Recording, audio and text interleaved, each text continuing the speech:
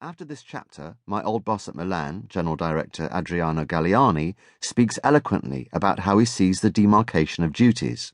But for me, my job remains to try to handle them all in a calm, influential, and pragmatic style.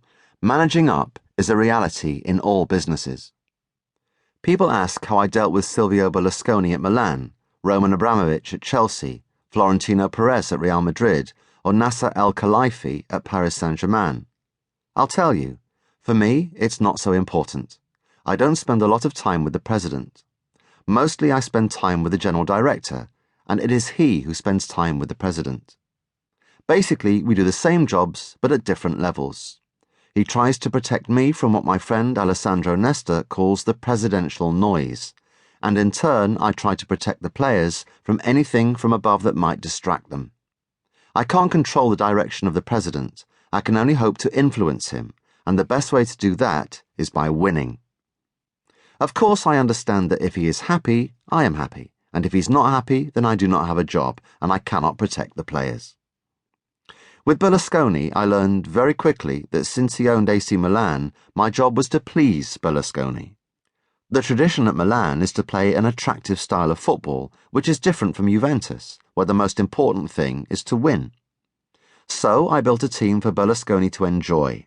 I built an attacking team with Pirlo, Seedorf, Rui Costa, Kaká and Shevchenko all playing at the same time. I learned that no system is more important than the club president. If Berlusconi wants to come in the dressing room to tell his jokes, then I have to understand that it is his dressing room.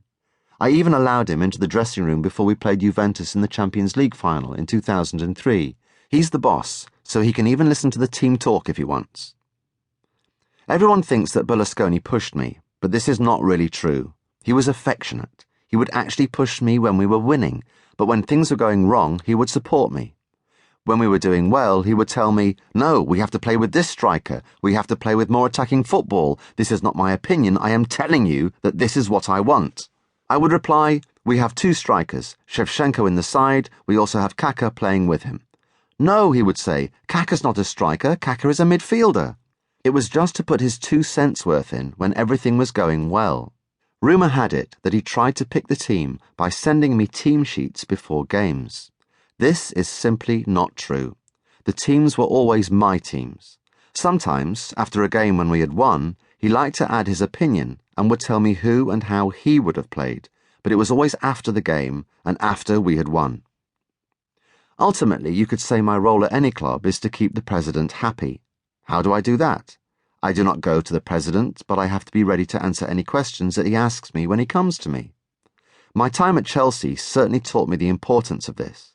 My regular meetings are with the general director, who reports back to the president, and we meet usually once a week, but it often isn't scheduled and it differs at every club. There are no set rules.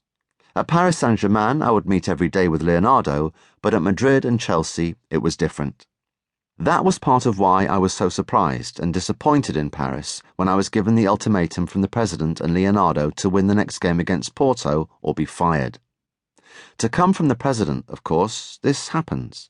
But I had been meeting with Leonardo every day, explaining the training, the injury situation, our planned tactics, strategies.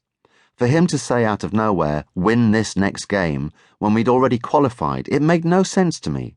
We'd been talking every day. So the general director is the conduit between the president and me, passing on my messages to the president and vice versa.